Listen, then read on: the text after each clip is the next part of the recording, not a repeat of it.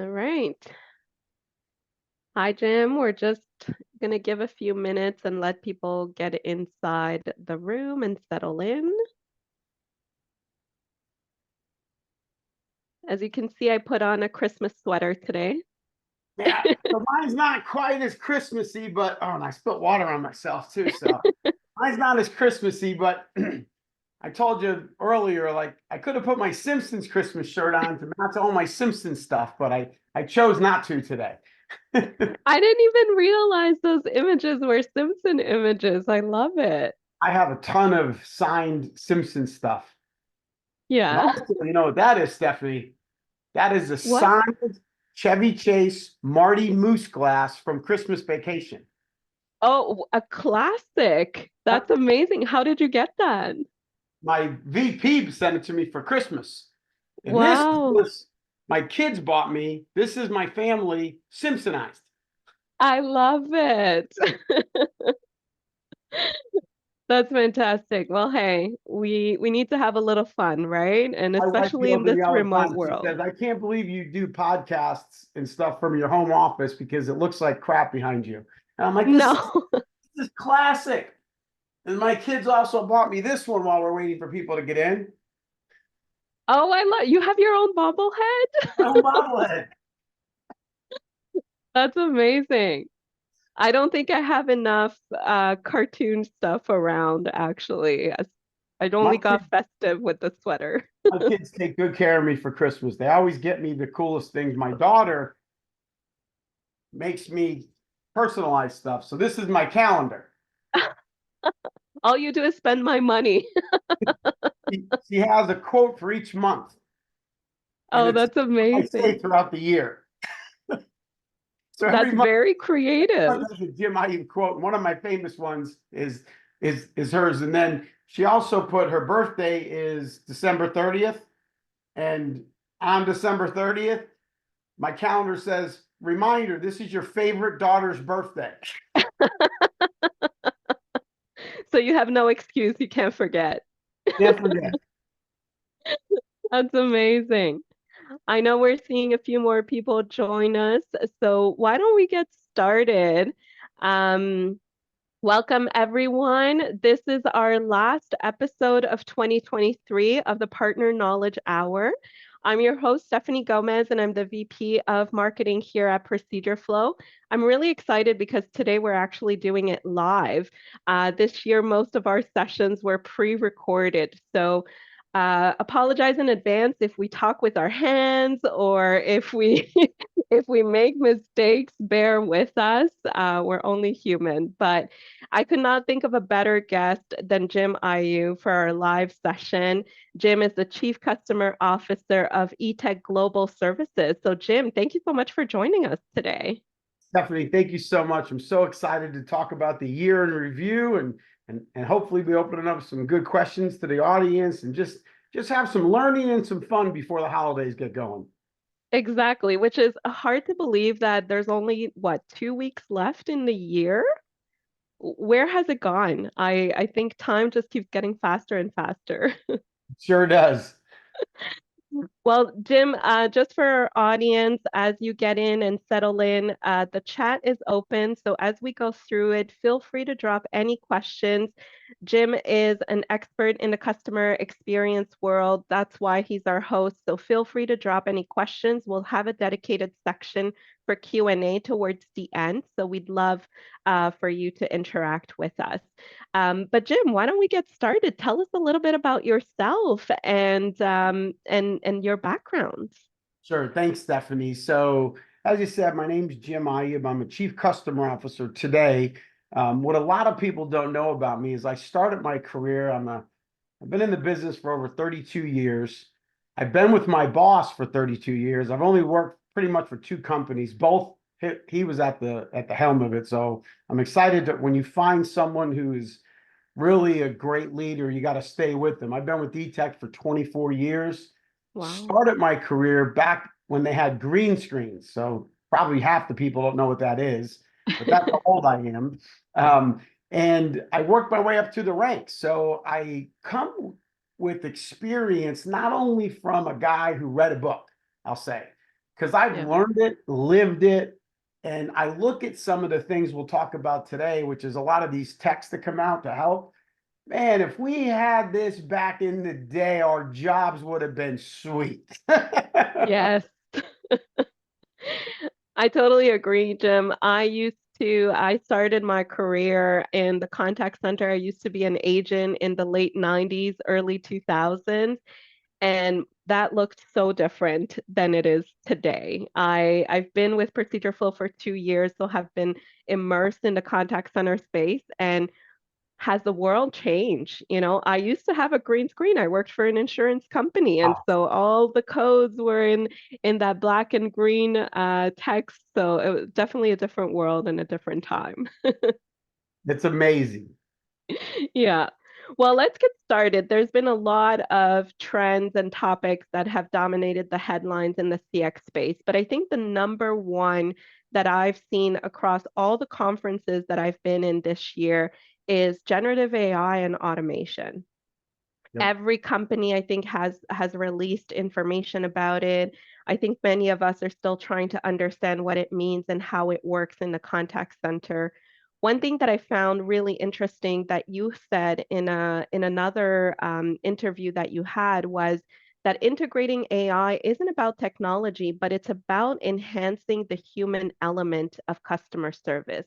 And I think that's really important because technology is about augmenting the human experience. So, how do you apply that in the contact center and what does that mean? Yeah, so a lot of people think this technology you can just plug and play and it's going to replace all your jobs. I wrote tons of content on this. AI is not replacing your jobs. AI enables human functions. You're not augmenting necessarily, you're empowering your people, Hmm. right? That's really what the Yeah. goal is to empower your people to use tools that makes them better.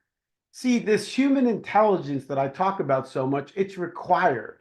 Where I think it's funny because my daughter, who's 22, uses ChatGPT, and there's some other ones out there that I use, and it's kind of funny because she talks about this machine, and I have to keep telling her, you do realize a human being created this, right? A human Right. being is the one who's actually creating the algorithms, making the large vocabulary database. AI is not this magic box that's going to solve everybody's problems, which I think is one of the myths in the industry.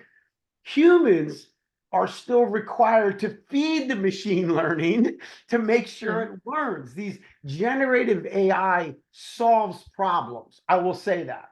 But here's one thing I will let you take away from today. You need to know what problem you're trying to solve. And the machine is not going to tell you what problem you're trying to solve. You, as a human being, need to identify the problem and then use the tool to help you solve the problem. Hopefully that answers your question. Yeah. And I think that's really important because, like you said, is if you haven't identified the right problem, but instead you identified a symptom, then the tool, whatever tool you implement, is not going to get to the root cause of what you're trying to solve. So, really understanding how do you get there? What are the pieces? How is AI really going to help improve that experience? And I think a lot about how that impacts an agent. There's been so many areas of self-serve that have been automated, and that makes sense. But as a customer on the other end, it hasn't been perfected yet. And so sometimes by the time you say, I want to speak to an agent, you're already angry, you're already riled up because there's so much that hasn't been taken, those if moments in that process that are sometimes broken. Absolutely. So tell me a little bit about if a contact center leader is thinking about implementing AI, how should they start and how should they identify the right problem? Yeah, so it's a good question. A lot of people think, the list of people I speak to, they talk about this, everybody needs AI. Why? Because that's what I'm reading, right? That's the hot button at right now. But if you think about it, the first thing I always tell customers, like, you need to assess the needs and first make your use case. Don't go to a tech company saying, man, I need AI because everybody's telling me I need it. Because otherwise, they're going to sell you what their AI does. I tell customers, step one, assess and clearly identify a use case that can help you. right? Number two, which is I think another miss in a lot of implementations, because we've implemented this for lots of people, you have to get the buy-in from the end user. And I can tell you Hmm. from personal experience at Etech, when I deployed AI the first time, all of us were all bought into it because we love it. We see what it does. Yeah. But if I had to do it again, I probably would have brought my agents into some of those meetings and get Mm. buy-in from them because it's really going to help their job. And a lot of them felt that you're trying to remove my job. So I would ensure that you have buy-in, and I would go right to the first frontline users. And then I'd also look at, what is the agent experience? What's their current experience, right? And where do they have this friction that we talk about, right? Talk to Hmm. them. And no disrespect to any trainers on the call, because I usually offend 30% of my audience when I speak.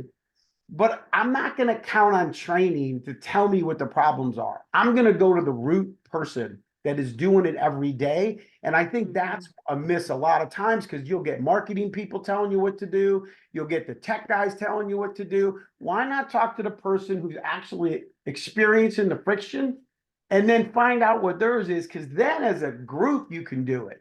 And then when Yeah. you have to identify the tools that you need to deliver this customer experience, whether that be an AI bot, speech analytics, Procedureflow, which we use, which I'm sure we'll talk about a little bit later. I mean, those tools help people.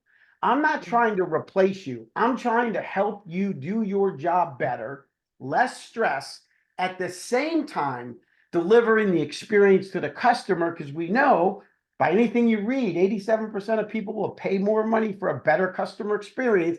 And if you don't believe me, have you went to Disney and paid for a fast pass? Have you gone to any amusement park throughout the world and paid for that experience? We know you'll pay for the experience. And last but not least, I would tell you to plan an implementation plan strategically.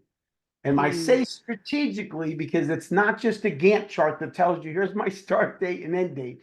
You need to ensure that you're implementing to solve for limited use cases first. Because everybody in the room Mm. says there's 100 things I can fix. Pick three. Let's pick Yeah. three, get those mastered, and then continue to go on. Hope that helps. That's really interesting because it's true. Sometimes we get carried away with the novelty and the excitement around what it can do. And that's where a lot of projects can fail when you do a mass implementation across so many different things. But you need that build up and validate the use cases first, get buy-in from the other departments or the other stakeholders that play a role in it. And then it can actually spread much faster once you And do that's that. really how you build. Like you just nailed it. Because like think about the culture of your organization, right? In Yeah. order to build a data-driven culture, you Yeah. need to embody everybody in it, but you can't just throw millions of data points. You have to start small, get Yeah. the buy-in, and then over time, your organization will be a data-driven culture, which is what you want. Exactly. Change takes time. And as humans, we're creatures of habit. Anytime a change comes through, where it's natural to resist to it. So having those steps and guiding that process is really important. We do have almost 30 people in the room today, so I'm curious. I would love to do a little poll with folks here. How many of you have implemented AI? We're gonna put a poll in there. Would love to get your your vote, if you could, please. We'll give you a few seconds. It's been a hot topic of conversation. It's been everywhere. I think every organization is thinking about ways in which they can implement AI. What are the right use cases for them? And getting that front end user, I think, is really important. As a marketer, you mentioned it. It's so important to talk to your customer service people. How did that campaign go? Did they experience any friction? Were there questions from customers? So important to get that buy-in, especially as you think about the AI component and how you're going to impact that experience. All right. Should do we have results for the vote? I hope everybody had a chance to put in their vote. All right. So we actually had 62% of of folks on the call that have implemented AI. So that's great. That's That's awesome. good. Yeah. If So, you want to drop in the comments what yeah, you've done or yeah, feel free to drop in the comments, but let's talk to the ones who did it.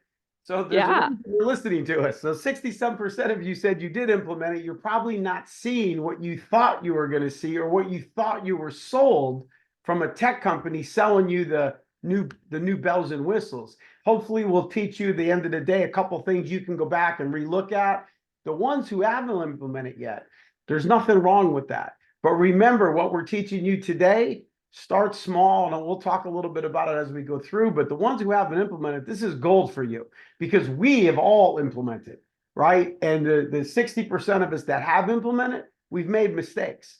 And by the way, I will tell people and everybody who works with my organization, I want you to fail. Just, I want you to make mistakes. Don't make the same one twice, but we want you to fail because when you fail, you learn. And when you get people to Mhm. share knowledge of their failures, that's a win for everybody. Yeah, agreed. Exactly. That's great. And I think let's learn about that failure. One thing that I've observed quite a bit in the contact center space is there's a lot of metrics. Everything is measured.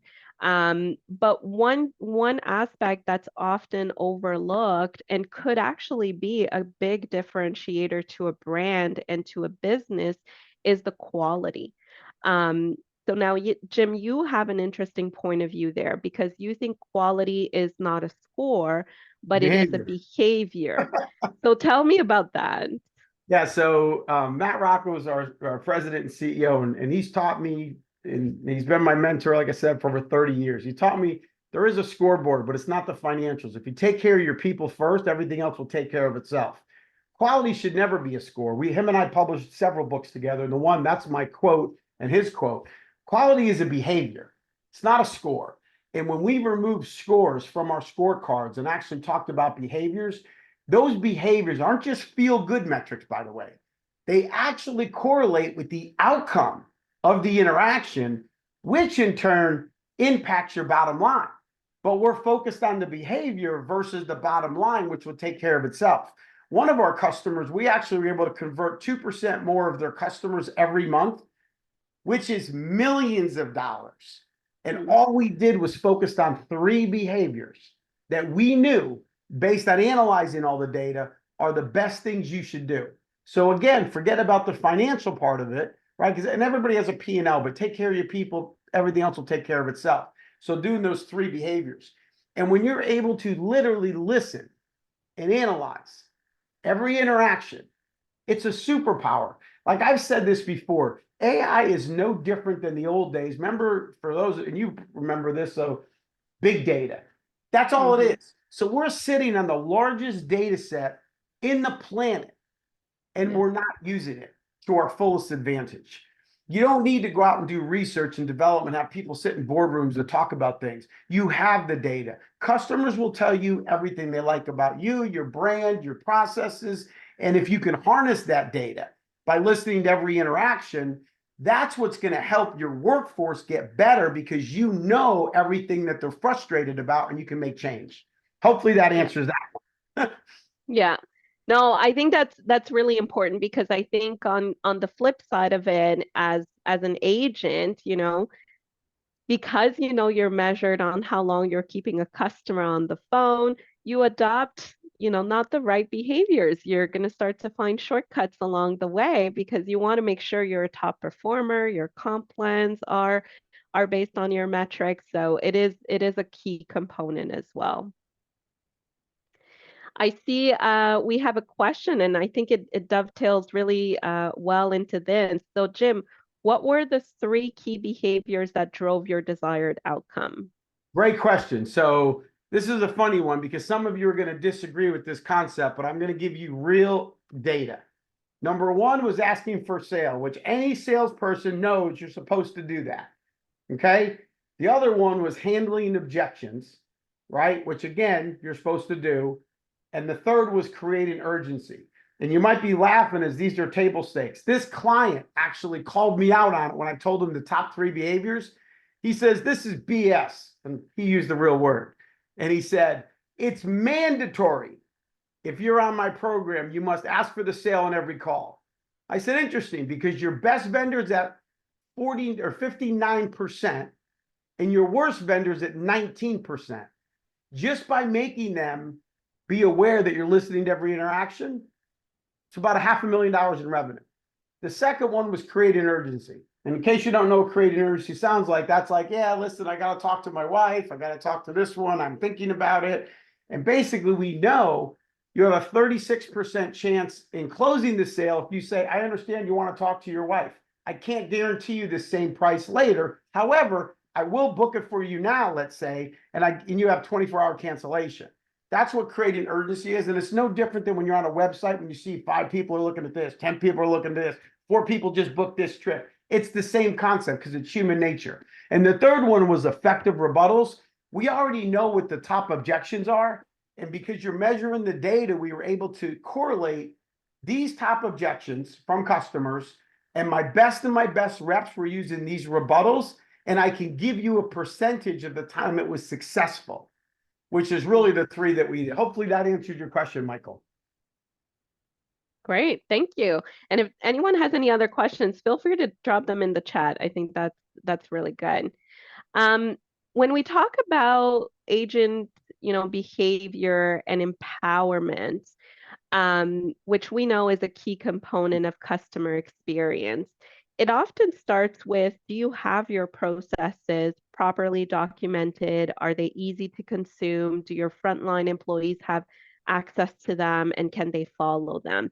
So that at least that experience is consistent across the board, whether you have a new agent and this is the first time on the phone, or to a tenured agent as well, right? You don't want to compromise quality and consistency for your customers. So based on that idea that quality is a behavior and not a metric, I'd love to hear from you, like, how have you been able to achieve this? Yeah, so one of our customers, a mutual customer of ours, as you know, we'll call it a global automobile type manufacturing company. We'll talk about that. They were facing an issue at their scale, thousands of SKUs, tens and 15, 20, maybe different lines of business. Every business unit in this organization, because we all know when you're big, you all have your own processes. So the agent's a super agent, and they're supposed to memorize 20 different processes. Physically impossible. And yes, I know trained them for 4 weeks. Yes, I know they passed their mastery exams, but let's be realistic. What you taught in a 30-day classroom is never going to stick with them. You're going to have to have either a binder, or you're going to have something like a Procedureflow. So two parts to it. So our Procedureflow integrates with our QA processes. So we already know the behavior stuff. And we've talked a lot about that. I'll let that go to the side. So what we were able to do, we use Procedureflow where they train the agents how to navigate, verify the information based on what business line they were in, taking them through the correct troubleshooting steps. And then even sometimes they have to be escalated, be able to route them to current specialists inside the department at any location.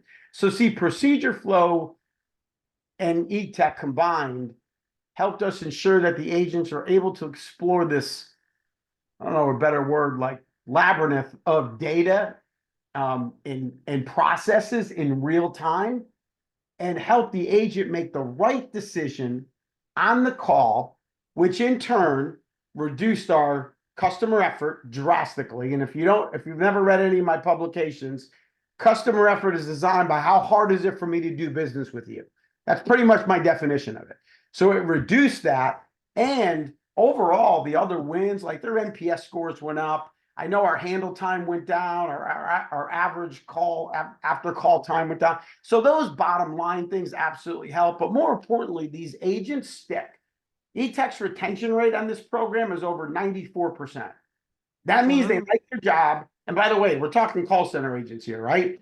Etech Global is at about 92%, but this particular program loses maybe 1-2 people a year because they have all the tools that we promised them. We give them the coaching. Their job is not stressful, even if it's 1,000 SKUs, which is not really normal in our industry. Yeah. And I think it's important because that's there's a trend, like you can't memorize everything, especially when you have thousands of SKUs. And we also live in this world where we don't have to remember everything. Everything is on our phones and we have quick access to it. So, being able to train your agents on how to navigate the tools, how to navigate the process really changes the behavior. And like you said, it still impacts the bottom line at the end of the day. Think about it. So I talk, and I know I bust on my trainers all the time because I love them. It's all about love. Typically, everything they trained you, let's be honest, 9 out of 10 times the first call you took is one of those anomalies that wasn't covered in training. That's So, right. so by having a tool that helps you get the answer, the right answer, is just so, because I'm new, I'm a brand new agent. And of course, the first call I get, I don't know how to handle. That Yeah, eliminates that because that's really why people leave. Because yeah, when an agent's on the phone and they don't feel they were prepared to take the call, which is fair, that's why these tools are so beneficial because you're showing the agent, yeah, listen, you're going to get 100 different types of calls, but we're going to give you all the information on your desktop to help you. And by the way, to answer your question, you can memorize it over time, right? yeah. But you're not memorizing it in 30 days in a classroom. No, definitely not. Definitely not. And it also speaks to the fact that, like you said, like you create your own cheat sheets and then you have the stress level that goes up, right? So if I'm a new agent, I had all my cheat sheets based on what I heard in the training class, but then that one call is nowhere on my cheat sheets. It's not on my code. That stress level goes up. So, am I going to be a little bit more hesitant the next time a call comes through? That impacts everything. Absolutely. So we talked a lot about the agent experience and how vital that is, but it also bleeds into, customer expectations. They're evolving. Again, the concept of you have access to information 24/7, it's on your phone, it's quick to access. How does that impact contact centers and what should they do about it? Yeah, so it's a great question. I've talked about this for probably over a decade, right? And you're right, customers' expectations have changed. I mean, if you think about it, our jobs really haven't changed. So sure, we had green screens, and then I went to a desktop. Today I got a slim ass laptop, right? I Yeah. had a lot more hair back in the day. Now I'm bald. But at the end of the day, the job is still the same, trying to service your customer. But you nailed it. Customers' expectations have changed. Most people have the attention span of a goldfish, which is 7 seconds. Okay. Yeah. My daughter's 22.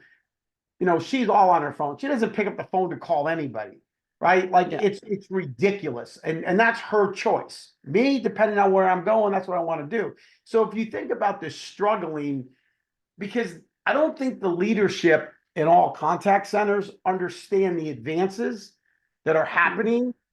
There's a need now to help sure agents can get the help they need when they need it and Yeah. to resolve issues. And that's where, again, we love Procedureflow because it really identifies a lot of those troubleshooting steps that I know some agents struggle with.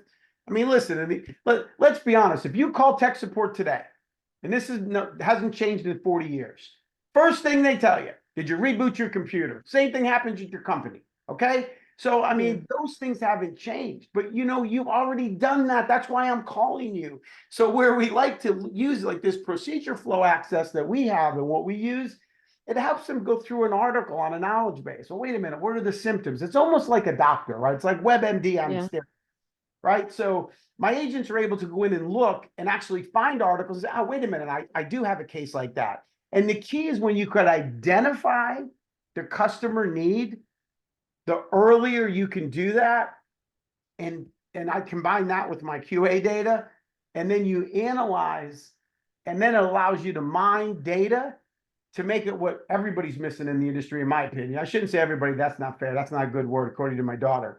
Most people are not recognizing is making the data actionable.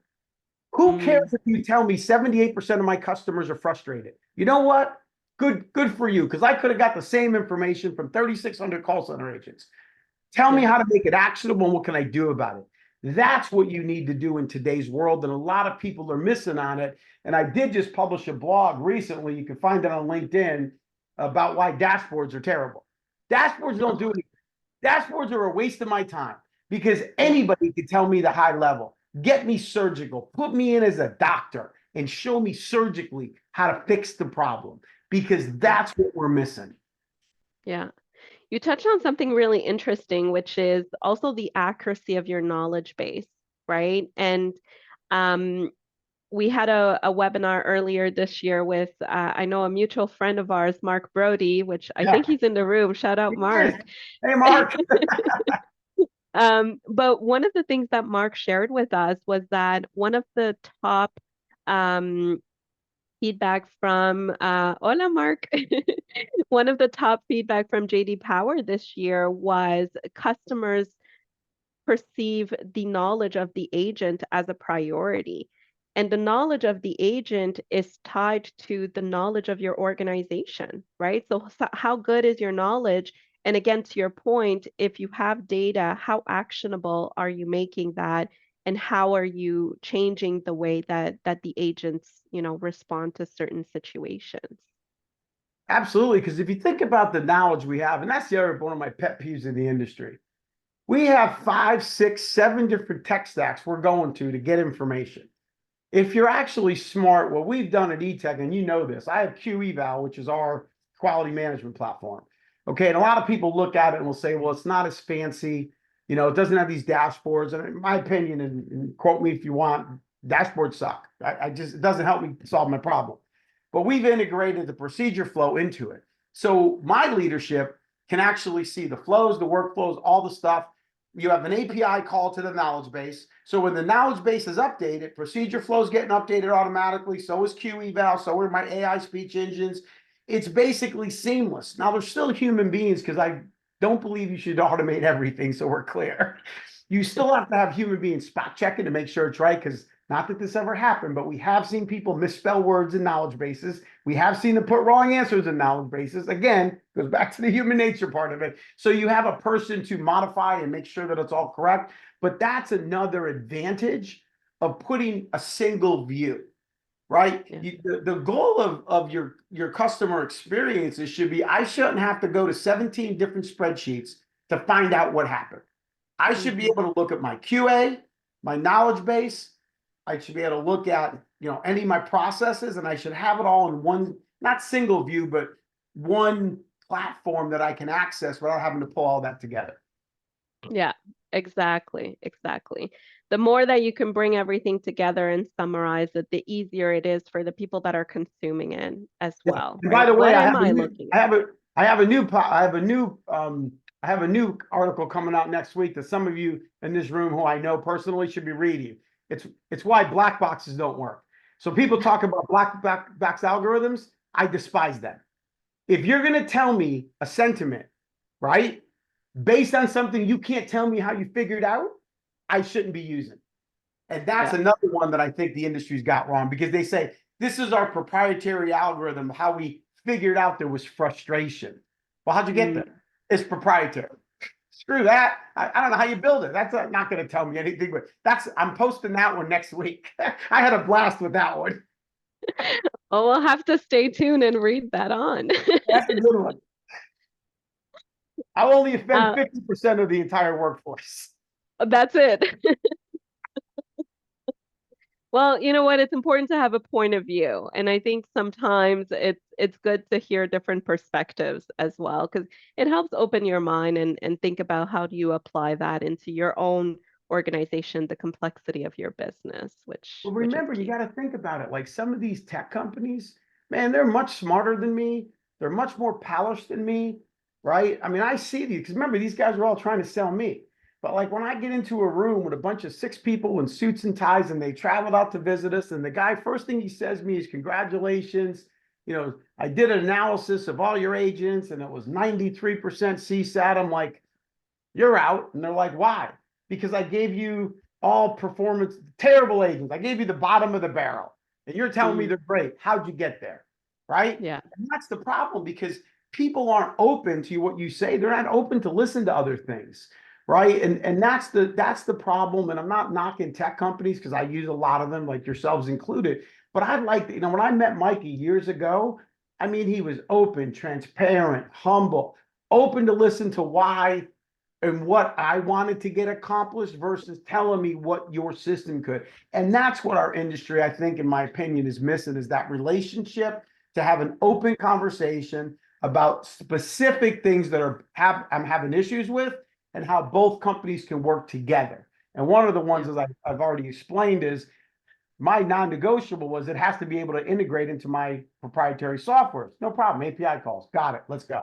So Yeah. sorry for going off on a tangent. No, no, no. But I think it's great. That's one of the things that I'm biased, but it does set us apart. We've got a great customer service success team that they will work with you, right? Because there's nuances to your business depending on the industry that you're in, the type of agents that you have, the types of calls that they handle. So it's important to understand, what do you care about? How do you measure success? And then let's build something that's going to be tailored to what your unique needs are. We can So, do you and I can do a sales training for all the professional salespeople out there that don't have that same point of view. there you go. Well, Jim, we're almost coming into the end, and we've talked a lot, like I said, agent experience, how important that is, understanding the root problem and the use cases that you want to address to help implement AI. How can you meet today's customers' expectation, and what does that mean to your business? So as we end the year, what is one thing that you think contact center leaders should leave behind in 2023, and what is the mindset that they should adopt as they head into 2024?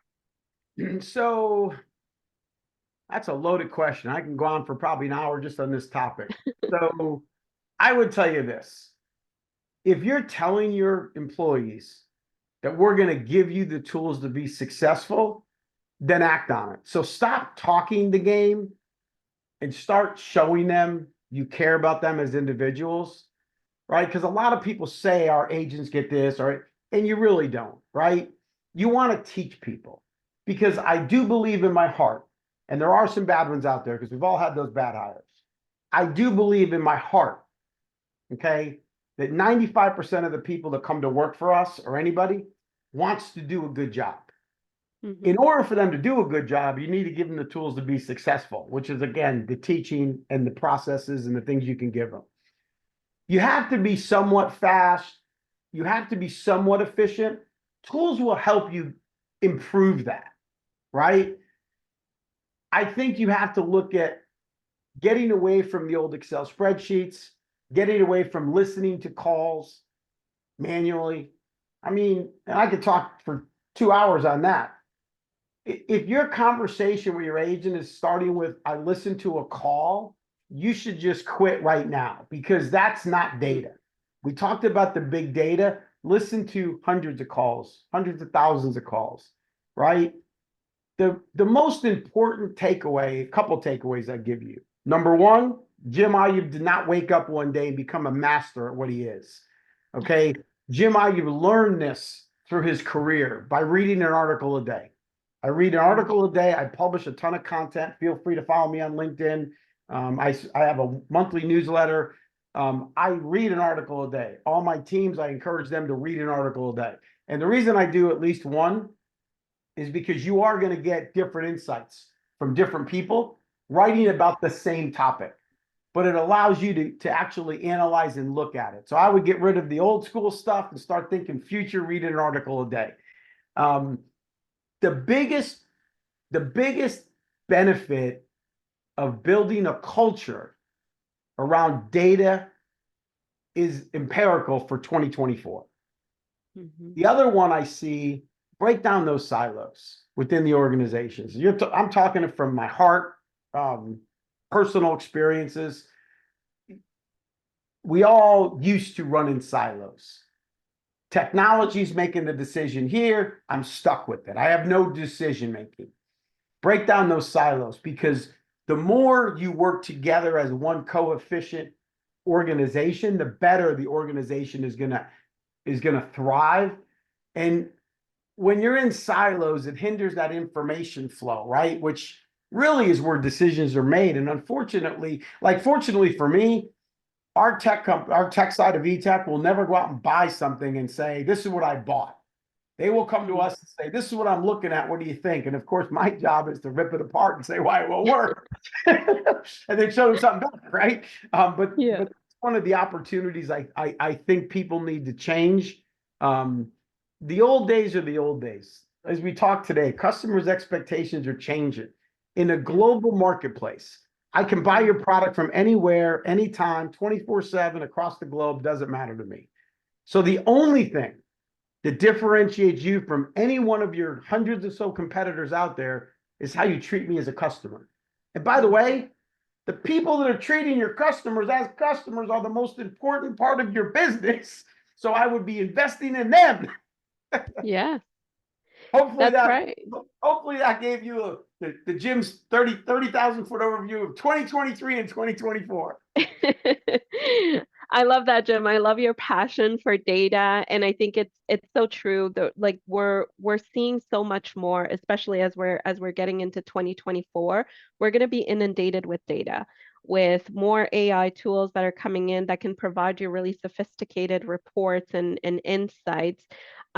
So what are you going to do with that data? How are you going to bring other leaders, other departments on board? How are you going to get knowledge from your frontline employees to make sure that your brand is differentiated, to make sure that you're delivering that best customer experience? Because again, like you said, it's that's number one. In a world where everything is so accessible and also you can quickly quit and drop a product and buy another one, you need to make those lasting memories. So that's Absolutely. that's And important. if you're interested, if you go to my LinkedIn page, you'll see that my boss and me, both of us, were just wrote two articles on CIO magazine. So Matt Rocco was all about culture and how he built Etech from what 400 employees to 3,600, and mine's all about transformation of where the Mm. company's going. Feel free, it's on my LinkedIn. You can read it. It's free. It doesn't cost you anything, but it gives you a bunch of insights we didn't talk about today.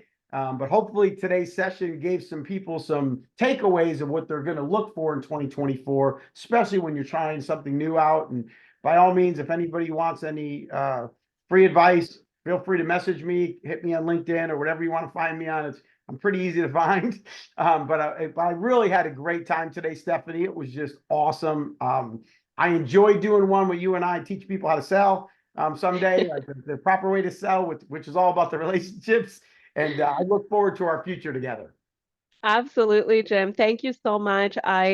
I know that we've dropped some links there around your LinkedIn, so Oh, please make awesome. sure you follow Jim, access to his newsletter and his blog post. There's a lot of valuable information there that we didn't get to talk about today. But thank you so much, Jim. It's a gem. Every time you speak, there's like so many gems in there that we can collect, things that help us grow and learn. And like you said, I think it's trial and error, right?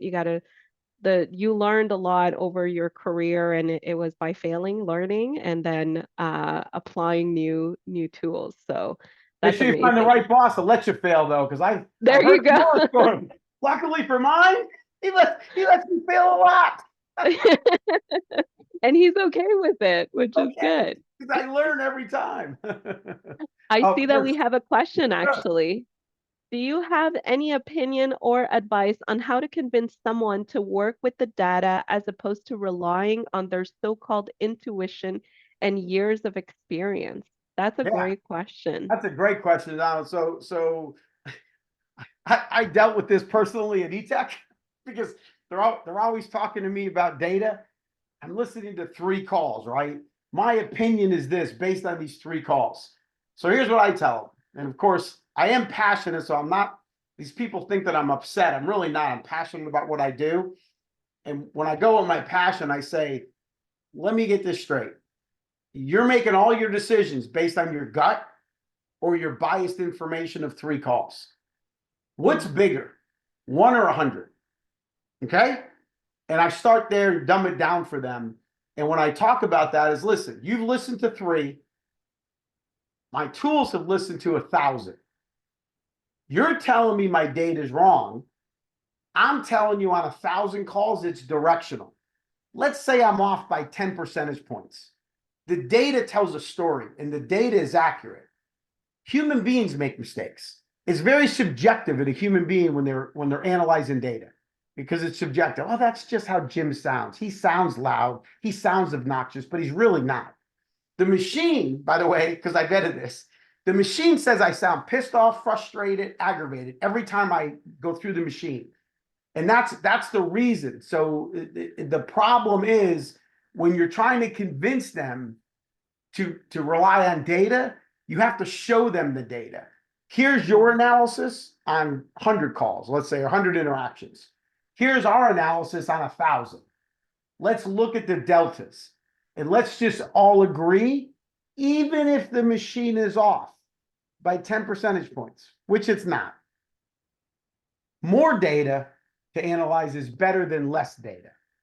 And that's pretty much how I did that. I hope I answered your question. If not, feel free to jump in there. But that's really how I did it and got Etech to change the way we did it. Because a coach would listen to a call and I would send data on that same agent on 800 calls. And they would argue, well, that's not what I heard. But you listened to 1. I listened to 800. Yeah. Hopefully that helps.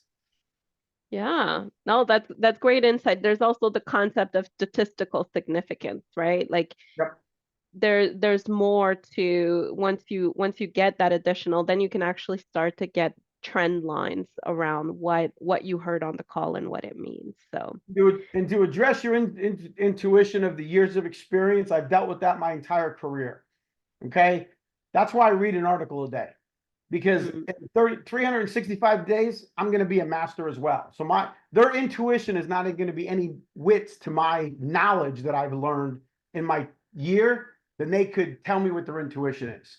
And of course, that's being my miserable self when I yelled like that with those guys. But transparently, that's what I do. I want to say, based on my information, based on my experience, right? It's not intuition. It's over the 1,100 articles I read in the last 10 years, right? This is what everybody else is saying. Unfortunately for me at my company, my boss sees that in me and allows me to continue to try new things. Hey, let's try this. Why? Man, I read this article. It's intriguing. Okay, let's try it, see what happens. So that's the other part of it. Hopefully that helps you out. that's a great question, Donald. Thank you so That was much. awesome.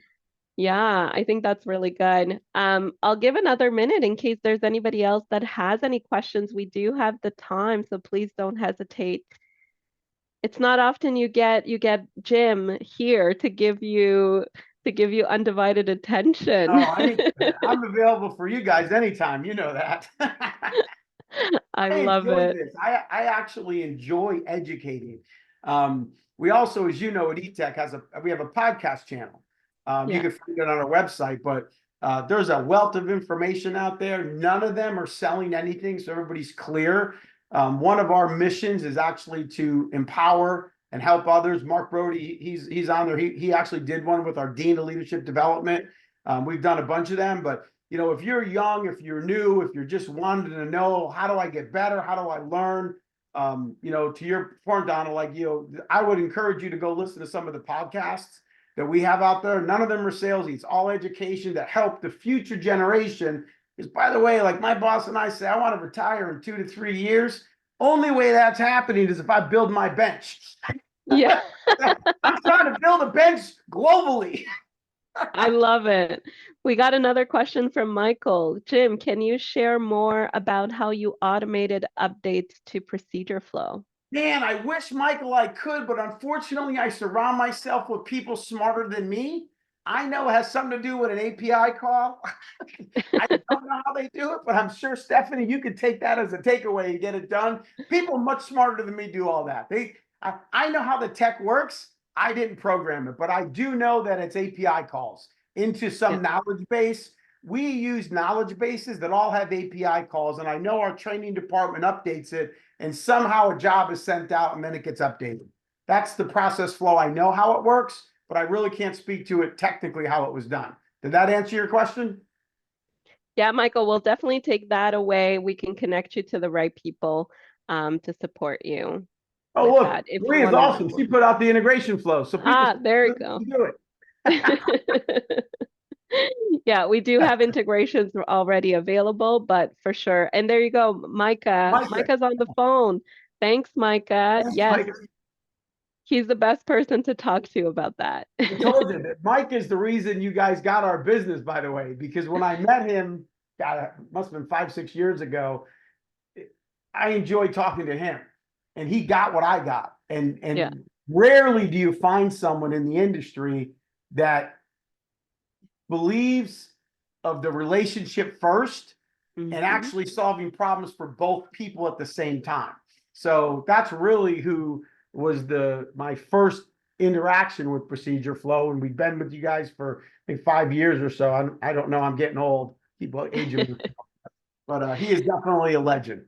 He is. Micah is the GOAT. That's why he's our chief product evangelist. So for sure, also reach out to Micah on LinkedIn. He is the best person to talk all things procedure flow, integrations, contact center operations. He's just phenomenal. So that's awesome. I'm just gonna do a quick check and see if there were any other questions that came in the chat, just in case I missed anything. No? All right. Well, Jim, once again, thank you so much. Love your energy, love the passion that you bring, and also just the learnings in the customer service and customer experience space. So thank you so much. Really appreciate it. I hope it's not the last one. We'll definitely have Never. more. But thank you, and thank you everyone that assisted and stayed with us until the end. We look forward to seeing you in 2024. So happy holidays, Happy everyone, holidays. I'll say and Merry wishing you Christmas great. probably 10th of the group. Thank you guys. Have a great week. Have a great vacation if you're taking off this month. Thank you so much, Stephanie, for having me. And I look forward. You got to do one of our podcasts now, Stephanie. You owe me one. Absolutely. I'll get my Anytime. team to get you connected. Thanks, everyone. Sounds good. Thanks, everyone. Bye bye.